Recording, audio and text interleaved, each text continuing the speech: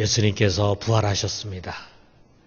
죽은 지 사흘 만에 사망 권세를 깨뜨리고 다시 살아나셨습니다. 그리고 부활의 첫 열매가 되셨습니다. 그래서 그를 따르는 우리들도 부활한다, 부활하게 될 것이다 라고 하는 소망을 갖게 해주셨습니다. 이것이 복음이고 또 기쁜 소식입니다. 그런데 과연 이 부활이 오늘날 이 시대를 살아가는 우리 모든 그리스도인들에게 정말 기쁜 소식이 되고 있는가? 이렇게 생각하시는 분들이 있을 것입니다. 당장 매일매일 문제에 치면서 버겁게 살아가는데 죽은 뒤의 일을 생각하기가 쉽습니까? 또는 예수 믿으니까 부활 문제는 해결되었고 이제는 살아갈 일을 우선해야 되지 않겠습니까? 이렇게 아마 생각하시는 분들이 있을 거예요. 우리가 이렇게 부활은 부활이고 현실은 현실이고 이렇게 부활과 현실을 분리해서 생각하는 것은 아닙니까? 그렇다면 그것은 잘못된 부활 신앙입니다. 부활은 죽은 뒤에 일어날 일이지만 저 세상의 일로 끝나는 것이 아닙니다. 진정한 부활 신앙은 지금 여기 우리의 현실을 움직이는 강력한 힘이 있습니다. 오늘 우리가 그 부활 신앙의 힘이 어떤 것인지 한번 돌아봐요. 참 여러분이나 저나 모두가 다 매일매일 이 살아가는 현실이 있습니다. 그것이 모든 사람들 다 큰 차이가 없어요. 조금 더 잘 살고 조금 더 못 산다는 것뿐이지 우리가 갖고 있는 고민은 대다 비슷합니다. 좋은 일과 그리고 나쁜 일, 힘들고 어려운 일이 반복돼서 우리 인생에 찾아오는데 대부분 사람들에게 기쁘고 행복한 시간보다는 힘들고 고된 시간이 더 많은 것이 사실입니다. 자, 그렇게 살아가는 가운데 우리 모두가 꼭 맞이해야 하는 현실이 있어요. 어느 날 갑자기 가족이 하나하나 죽음에 직면하게 됩니다. 장례식을 치르는 것입니다. 대부분은 먼저 부모님의 장례를 치르고 그리고 나이 많은 형제의 장례를 치르지만 거꾸로 되는 경우도 있습니다. 나이 적은 동생의 장례를 치르거나 심지어는 자식의 장례를 치르는 경우도 있습니다. 물론 사고로 갑자기 죽음을 맞이하는 일도 있죠. 그렇지만 대부분은 오랜 투병의 과정을 거치게 됩니다. 그 과정에서 병자뿐만 아니라 온 가족들이 이 죽음의 문제를 앞에 두고 고통의 시간을 갖게 됩니다. 조금 호전되고 나아지는 것 같다 기뻐하다가 또다시 악화돼서 낙심하고 이와 같은 일이 반복되다가 마침내는 죽음을 맞이하게 되는 것입니다. 그리고 이렇게 가족들을 보내고 난 다음에 마지막에는 결국 우리 자신들 역시 죽음의 문턱에 서게 되는 것입니다. 여러분, 이 생로병사라고 하는 삶과 죽음의 과정에서 벗어날 자가 누가 있겠습니까? 돈이 많은 부자건 큰 권력을 갖고 있는 권력자건 간에 어느 누구도 이 견고한 운명의 틀에서 벗어나고 그것을 깨트릴 수 있는 사람은 아무도 없습니다. 그렇기 때문에 그 운명의 제일 꼭대기에 있는 사망이라고 하는 놈은 항상 의기양양해요. 그래 봐야 너는 죽는 거야. 그리고 결국 너는 내 앞에 무릎을 꿇을 거야. 그리고 그 말 속에서 우리 모두는 죽음에 대한 두려움을 항상 갖고 살아갑니다. 그런데 여기에 부활이 찾아왔습니다. 예수 그리스도께서 부활하시면서 이 운명의 틀을 부수고 사망 권세를 꺾어버렸습니다. 그리고 그 안에 갇혀있던 사람들, 그들을 해방시켜서 자유와 생명의 세계를 열어주셨어요. 이것이 바로 부활의 힘입니다. 여러분, 오늘 우리는 고린도전서 15장, 우리가 부활장이라고 부르는 그 15장의 제일 마지막 부분에 와 있습니다. 이 소중한 성경 속에서 우리는 부활에 관한 귀한 메시지를 좀 듣도록 합시다. 세 가지를 우리가 한번 돌아보도록 합시다. 첫째로는 부활은 사망의 원인을 부서뜨렸다라고 하는 거예요. 자, 여러분 대부분 지금 시계가 배터리로 돌아가는데 그 시계를 멈추게 하려면 어떻게 하면 되겠어요? 그 시계를 움직이는 에너지의 근원이 되는 배터리만 제거하면 되잖아요. 사망에도 힘의 근원이 있습니다. 사망을 그렇게 두렵게 하고 권세 있게 만드는 힘의 근원이 있어요. 주님께서는 바로 그것에 폭탄을 안고 뛰어들어서 산산조각을 내버리신 것입니다. 그것이 어딘가? 여기 55절에서 56절이 얘기 주고 있어요. 사망아, 너의 승리가 어디 있느냐? 사망아, 내가 쏘는 것이 어디 있느냐? 사망이 쏘는 것은 죄요, 죄의 권능은 율법이라. 여기에 죄와 율법, 그것이 바로 이 사망에 힘을 주고 있는 근원지라고 하는 것을 우리에게 말해주고 있어요. 자, 여기 먼저 사망이 쏘는 것은 죄다라고 하는 이 묘한 말씀 우리가 이해해야 되는데, 우리가 언뜻 생각할 때 무슨 말인지 잘 이해가 되지 않습니다. 그런데 보다 더 원문에 정확하게 번역이 된 것이 표준 세번역에, 대부분 영어 성경도 이처럼 번역이 되어 있는데, 뭐라고 번역했냐면 죽음의 독침은 죄요, 죄의 권세는 율법입니다, 이렇게 되어 있어요. 여러분, 죽음에게 독침이 있는데 사람들이 그 독침 때문에 무서워해. 근데 그 독침이 뭐냐? 바로 죄라고 하는 것입니다. 우리가 이것을 좀 이해하기 쉽게 이해할 수 있도록 우리가 꿀벌이라는 것을 한번 생각해 봐요. 이 작은 곤충 꿀벌. 자, 여러분, 이 작은 곤충이지만 이 꿀벌에게는 비장의 무기가 있습니다. 자기가 위험하다 생각하면은 탁 쏘는 침이 있어요. 이 꿀벌의 침도 한번 맞으면은 오랫동안 아주 아프고 또 얼얼하고 그렇습니다. 그런데 이런 꿀벌의 500마리, 이 꿀벌이 갖고 있는 독의 500배에 해당되는 큰 침을 가진 벌이 있는데, 우리 보통 말벌이라고 하는데 그 중에서도 장수 말벌이라는 게 있습니다. 이게 장수 말벌입니다. 근데 이 독침에 맞으면은요, 목숨까지 잃게 됩니다. 최근에 소방관이 이 벌집 제거 작업을 하다가 그만 이 말벌의 침에 맞아가지고 죽는 일이 있었습니다. 그래서 이제 이런 소방관들이 이제는 말벌 제거하다가 죽는 것도 순직으로 해야 된다, 이런 법이 제정이 됐어요. 자, 여러분, 이게 바로 말벌의 모습인데 어떻습니까? 보기만 해도 무섭지 않습니까? 여러분이 어디 부모님 묘지에 가거나 이렇게 갈 때 조심해야 합니다. 제처 작업할 때 조심해야 합니다. 자, 이와 같다 이거죠.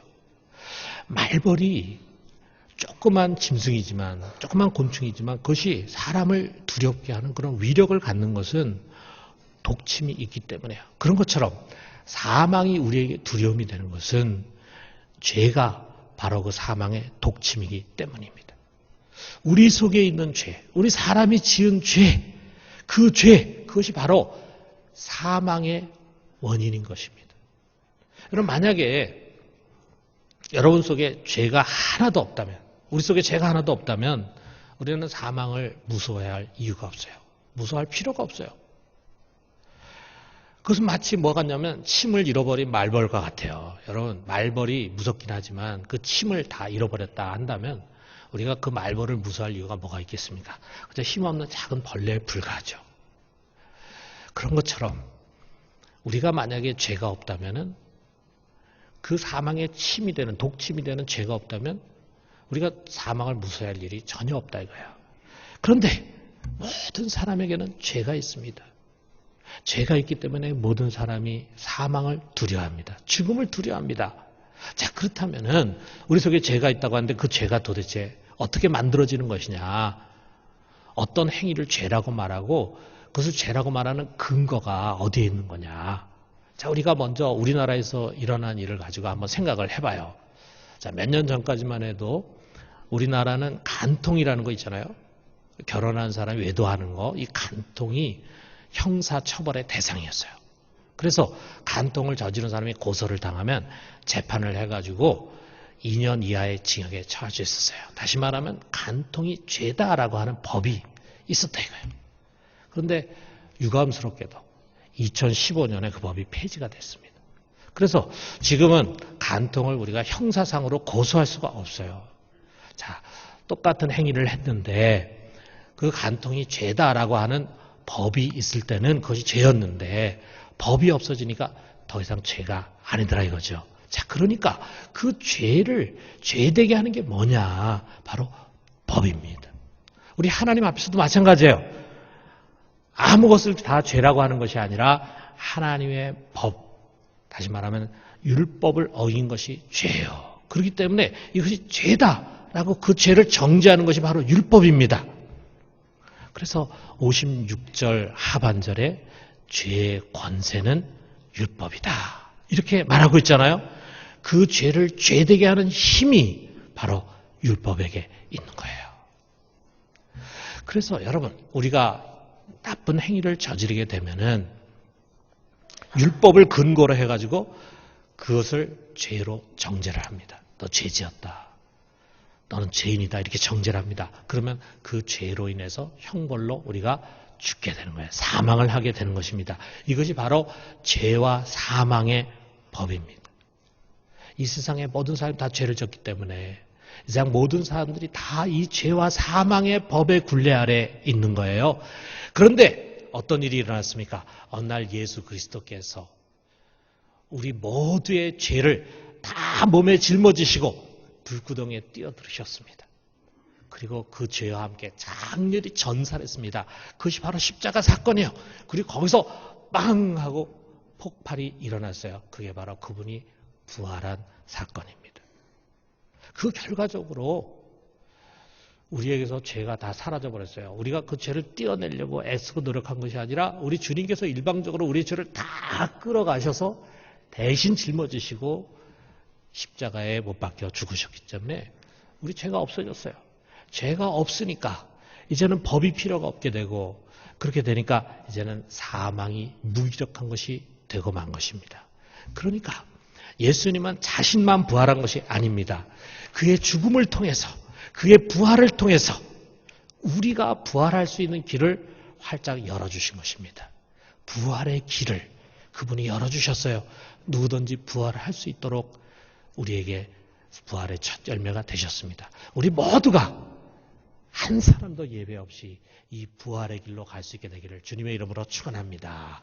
두 번째는 부활은 신령한 몸을 입는 것이다. 자, 부활의 길이라고 했는데 그 길은 어떤 것인가? 우리가 어떻게 하면 그 길로 갈 수 있는가? 그 길로 갈 수 있는 가는 것은 전혀 어려운 것이 아닙니다. 그 십자가에서 우리의 죄를 소멸하시고 부활하신 예수 그리스도, 그분을 믿는 거예요. 그분을 믿는다는 것은 그분에게 동의하는 것입니다. 그분이 하신 모든 행위, 십자가의 죽음과 부활이 다 나의 죄를 위한 것이다 라고 하는 것을 내가 인정하고 아멘하고 그 모든 것의 주인 되시는 우리 주님을 믿는 것입니다. 그분을 믿을 때 십자가에서 소멸된 그 죄의 효력이 나에게 임해서 내 속에 있는 죄가 다 씻어집니다. 내 속에 죄가 다 씻어지게 될 때 죄로 말미암아 죽었던 내 영이 살아나게 됩니다. 다시 살아난 우리의 영은 죄로부터 완전히 속량이 된 거룩한 처소예요. 우리 영에는 죄가 없습니다. 그것은 거룩한 처소로 거룩한 성령께서 임재해 계신 하나님의 지성소가 되는 거예요. 우리가 이것을 거듭남이라고 하기도 하고 또는 영의 부활이라고 하기도 합니다. 우리가 그리스도와 함께 죽고 그리스도와 함께 이미 살아난 것입니다. 그 살아난 존재가 우리 영이라 이거죠.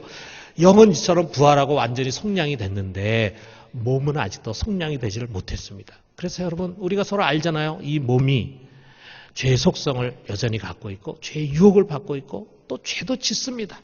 그래서 우리 그리스도인들이 이 몸으로 인해서 때로는 괴로워하고 힘들어하고 갈등을 겪는다 이거죠. 이런 죄의 몸으로는 하나님 나라에 들어갈 수가 없습니다. 이런 썩을 몸으로는 썩지 않을 세계에 들어갈 수가 없어요. 그래서 50절에 보니까 이렇게 말씀합니다. 형제들아, 내가 이것을 말하노니 혈과 육은 하나님 나라를 이어받을 수 없고 또한 썩는 것은 썩지 아니하는 것을 유업으로 받지 못하느니라. 그렇기 때문에 이 몸의 부활이 일어나야 합니다. 초대교회는요, 영의 부활은 믿었지만 육신의 부활은 믿지 않은 사람들이 있었어요. 바울이 성령의 여기저기서 그들은 잘못된 이단이라고 이야기를 합니다. 몸의 부활을 믿어야 된다 이거죠. 우리가 영으로만 천국 가는 것이 아니라 이 몸이 천국에 가는데 어떻게 가느냐, 이 썩을 몸이 신령한 몸을 입는 것입니다. 몸이 바뀌어지는 것입니다. 신령한 몸, 영의 몸, 그것은 썩지 않는 영원한 몸입니다. 여러분 우리가 천국에 갈 때 영으로만 가는 거 아닙니다. 우리 몸이 부활해서 영의 몸으로 천국에 가는 것입니다. 그렇다면 그 일이 언제 일어나는가? 51절에서 52절이 그것을 말합니다. 보라 내가 너에게 비밀을 말하노니 우리가 다 잠잘 것이 아니요 마지막 나팔에 순식간에 호련히 다 변화되리니 나팔 소리가 나매 죽은 자들이 썩지 아니할 것으로 다시 살아나고 우리도 변화되리라. 마지막 나팔. 요한계시록에서는 이것을 7째 천사가 부는 나팔이라 그랬어요. 주님께서 재림하시는 날 이 마지막 나팔이 울려 퍼지게 될 것입니다. 그날에 여러분 놀라운 부활의 역사가 일어나게 될 것입니다. 우리의 몸이 영광의 몸, 영의 몸으로 변해서 부활하는 것입니다. 이게 54절이 그것을 말하고 있어요. 이 썩을 것이 썩지 아니함을 입고 이 죽을 것이 죽지 아니함을 입을 때는 사망을 삼키고 이기라고 기록된 말씀이 이루어지리라.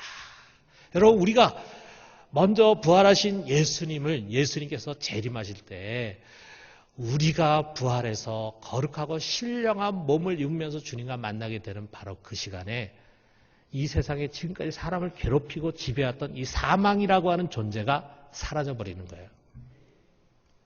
사망이 없어져 버린 거예요. 생명에 집어삼켜가지고 없어져 버리는 거예요.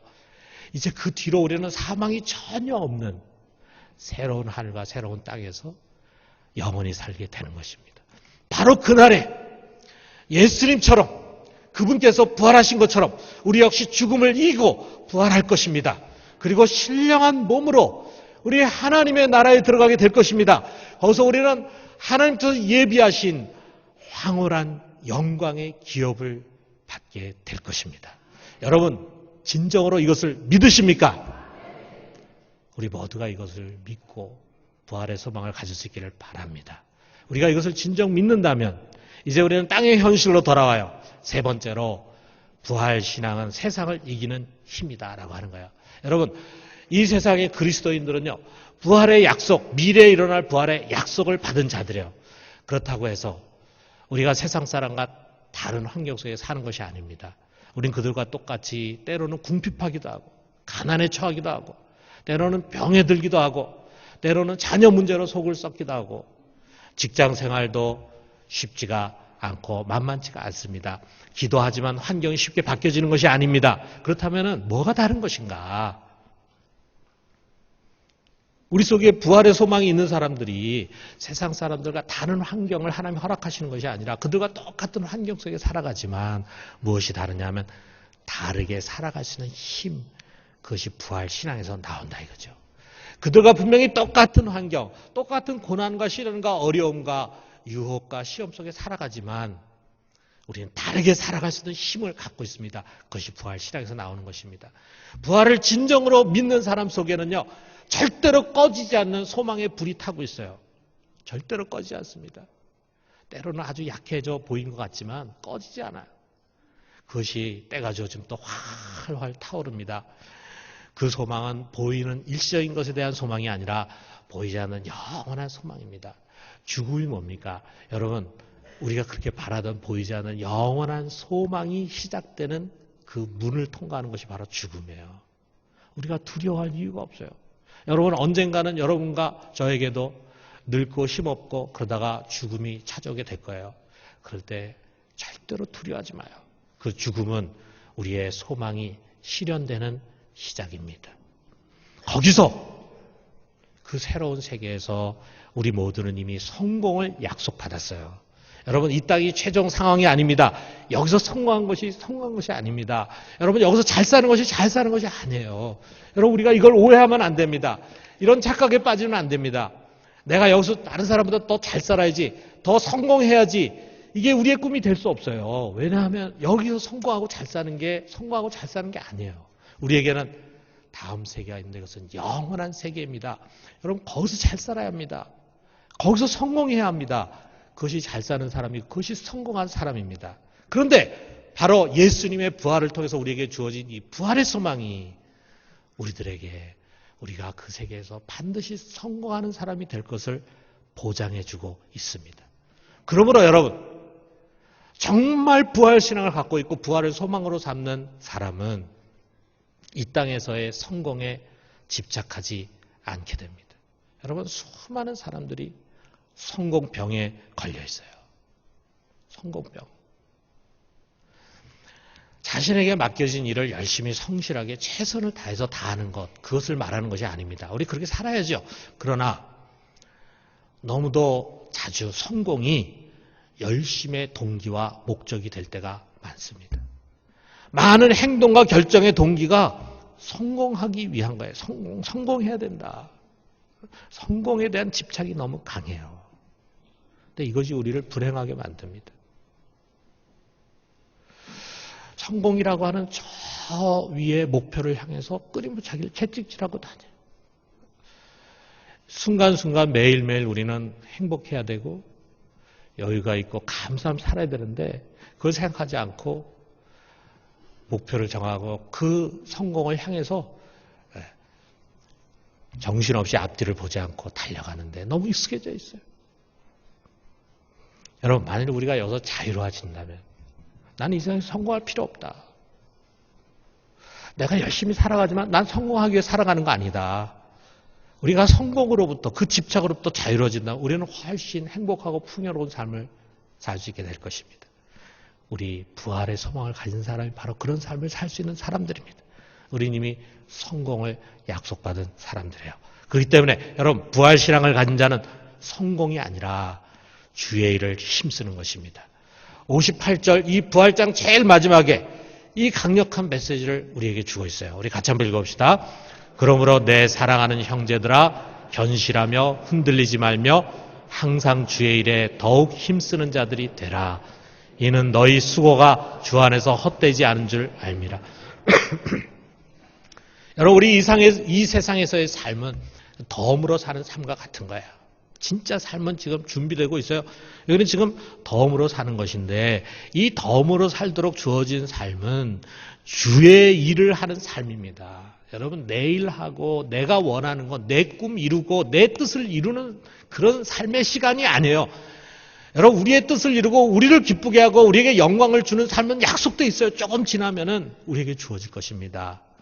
이 세상에서의 삶은 주님의 뜻을 이루고 주님을 기쁘시게 하고 주님을 영화롭게 하는 그 일을 하는 시간입니다. 그 주의 일이라고 하는 것은 교회 안에서뿐만이 아니에요. 일상 어느 곳에서나 주님께서 맡기신 그 일을 충실하게 하는 것입니다. 부활 후에 있을 그 상을 기대하면서 그분의 영광을 드러내면서 살아가는 것입니다. 정말 그리스도인답게 사는 것입니다. 그 모든 수고와 노력은 헛되지 않고 영원히 남게 될 것입니다. 리처드 헤이스라고 하는 사람이 주의 일에 힘쓰는 삶을 이렇게 표현했어요. 그리스도인들은 다른 사람을 사심없이 섬김으로써 고난을 받으며 자신의 이익이나 쾌락을 추구하지 않는다. 죽음을 끌어안는 삶을 살도록 소명을 받는다. 만일 부활이 없다면 이러한 자기 부인의 생활 스타일은 이치에 닿지 않는 짓이다. 예수와 바울의 예를 따르는 사람들은 공정한 자기 몫의 삶에 대한 보상을 그냥 잃어버리는 얼간이들이다. 참 표현이 좀 그렇지만 정말 이 세상을 부활 소망 가지고 살아간 사람, 예수님과 바울의 뒤를 쫓아서 살아간 사람 어떤 사람들이냐? 계산을 제대로 못하는 얼간이들이라 이거예요.